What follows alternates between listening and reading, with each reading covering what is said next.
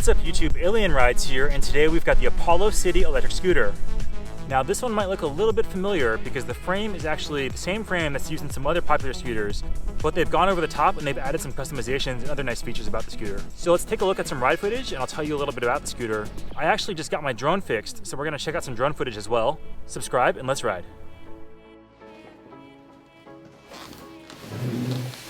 So I forgot who made the scooter, but it might be Apollo. So let's open it up and see what's inside.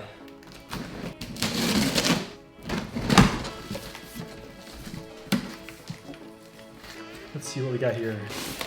Got a pretty nice little styrofoam setup here. Looks like it's packed pretty well.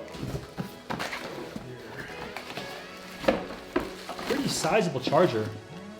4 amp charger, that's pretty rare. That's pretty cool. I like that. That's pretty nice. This is actually a 9-bot cell phone mount. Looks pretty cool. And we've also got a pretty standard toolkit here, the hex keys.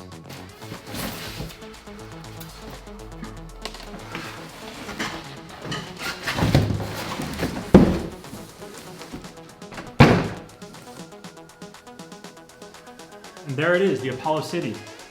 Pretty cool at first glance. I like this little LED strip here. Nice little headlights there. Standard figure throttle, standard folding. Looks pretty cool. All right, let's go take it outside and test it out. So let's take a look at this sleek electric scooter from Apollo, the Apollo City. You may have noticed that the frame is a bit similar to other scooters that you may have seen, possibly the Zero or Turbo Wheel series. That's because the frame comes from the same factory, but the company behind it carefully selects and customizes some external and internal components.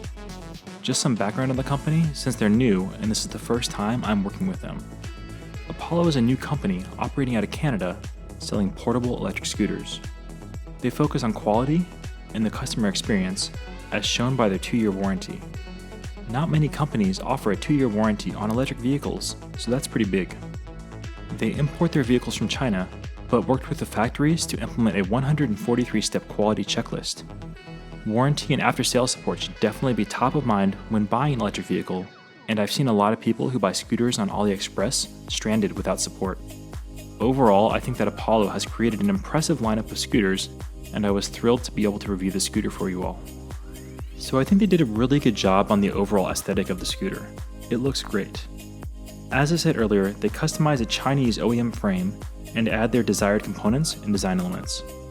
The branding and design is spot on, and they've paid attention to the small details, like the blue accents all over the scooter, including the levers, suspension, and handlebar features. Now, let's get into some of the scooter features. It's got a standard collapsible handlebar with matching blue accented twisty thingies that tighten when you extend the handlebars. You've got 2 levers for dual brakes and a standard finger throttle and display. The display will enable you to see the current speed, battery level, and turn the scooter and lights on and off. We've got a collapsible stem for different rider heights, and it sports the Apollo logo. At the base, there's a standard lever for the folding mechanism. It folds down nicely into a really portable package. The deck is quite nice and sports amazing grip tape. It's intricately cut and some of the best I've ever seen on a scooter. It's so beautiful that I want to clean my shoes during riding, so I don't dirty it, but I'm sure I'm going to get over that feeling with time. The kickstand is pretty standard, but the placement is interesting. It's located in the middle of the deck, which probably means it will be more stable when it's in use, but maybe slightly more awkward to put it up and down at first. That could just be my scooter muscle memory causing my foot to reach to the back of the scooter to find the footrest though. And it's got a pretty standard rear mud guard with reflector as well. But the coolest feature of the scooter is clearly the lights. With LEDs running down the stem, 2 forward-facing lights, rear brake lights, and additional LEDs under the frame, this scooter is extremely visible with a wide array of lights. You look really cool and feel safer riding with these lights at night because you're very visible to cars.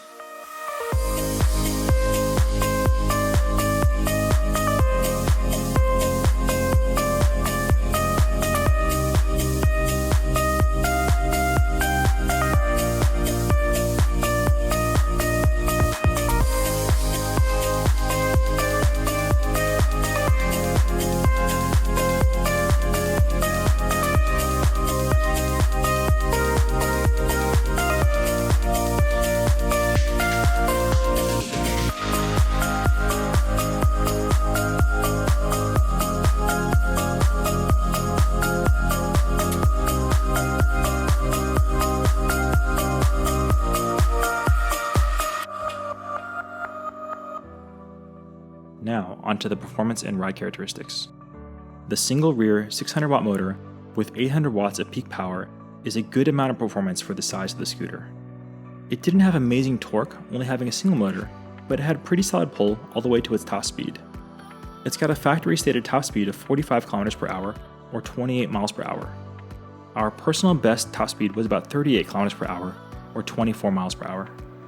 The 13 amp hour Dynavolt battery gives a factory stated range of 40 kilometers or 25 miles.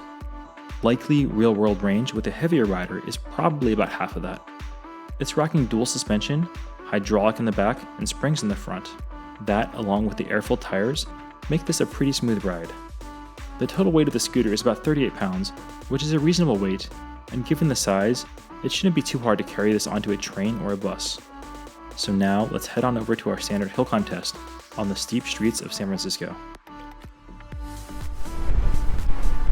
Alright guys, we are at California Street, the place where we normally do our hill climb test for commuter scooters. Now, no single motor scooter has ever made it up to the top of California Street, but this thing has pretty good pickup, so I'm going to see how well it does up this hill. So let's give it a shot.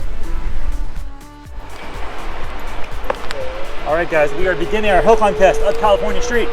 Go! This first part is the easiest, followed by the medium, then hard hills. We are slowly climbing up at 15 kilometers per hour right now. Not the fastest, but we are making it up. Feels pretty good.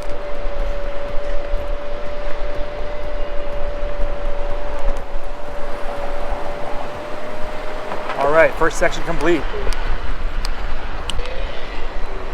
Hill climb, second phase. Let's go.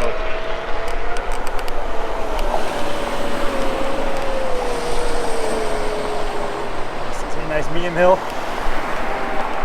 My buddy's laughing at me right now, but that's all right. We are going up, down to about 6 kilometers per hour.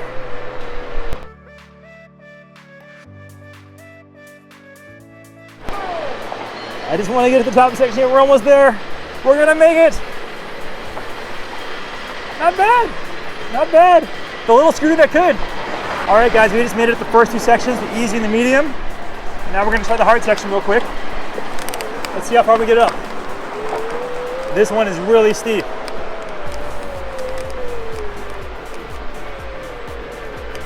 And that's all we got. Not bad for a little commuter scooter though. Tops up there. Trolley car. All right, now we're gonna descend the same hill, see how the brakes are. Get to a pretty good speed. Oh yeah, the dual brakes are actually pretty good. Lots of power. Plenty of power to stop with these dual brakes going on this hill. Not worried about it at all. So we are good. Woo!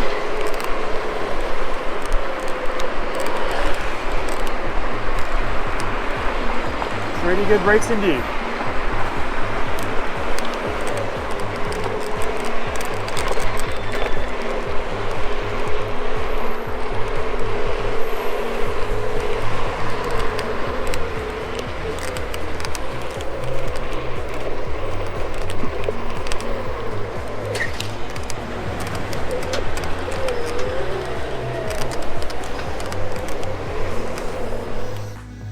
So overall, I think the scooter didn't do too bad during this hill climb test. This hill is in a typical commuter route, and for the normal commuter, it's probably fine to get you around town. But it's not a torque monster like a dual motor scooter. The price for this package is about $900 US, which I think overall is a very reasonable price for this feature-packed scooter. It's well built, high quality, looks great, and is actually really fun to ride. This scooter is very nimble, so you can carve easily and turn sharply. I had a blast carving on the scooter while the drone was following me. So if you're shopping around for some comparisons, something like the e-twow GT or 08 could be good alternatives. Those are both great commuter options as well, but I don't think they have the same design or look as good as the Apollo City. That's all we got for this episode on the Apollo City electric scooter. Please like, subscribe, and leave a comment so we can keep bringing you videos like this. Thanks so much for watching, and we'll see you all next time.